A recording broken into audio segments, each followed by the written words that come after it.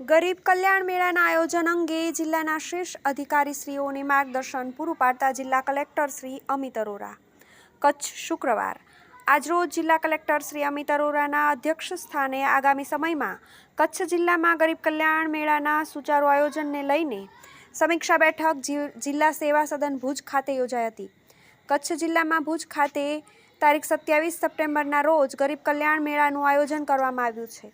આ કાર્યક્રમ માટે સ્થળ પસંદગી અને અન્ય આયોજનની આનુષંગિક બાબતોને લઈને જિલ્લા કલેક્ટરશ્રીએ બેઠકમાં સંબંધિત વિભાગના અધિકારીશ્રીઓને માર્ગદર્શન આપીને જરૂરી કામગીરી કરવા સૂચના આપી હતી.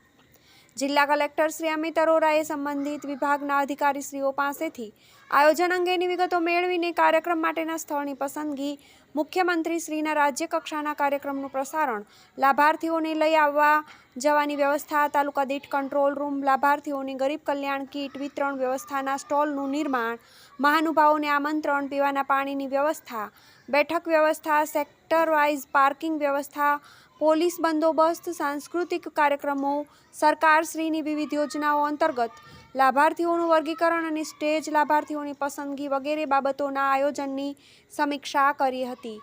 જિલ્લા વિકાસ અધિકારી શ્રી એસ કે પ્રજાપતિએ સરકારશ્રીની તાજેતરની સૂચનાઓ અનુસાર કામગીરી કરવા માટે અધિકારીશ્રીઓને માર્ગદર્શન આપ્યું હતું.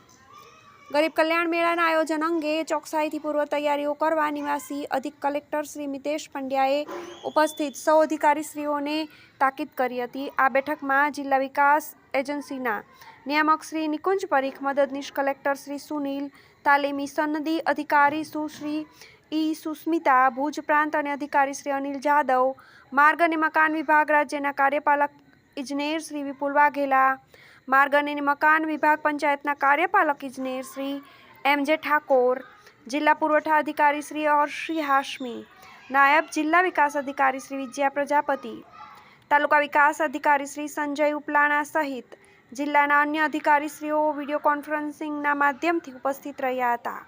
Reporter Dharamshribhai, Gandhidham, Kutch, TV18 news.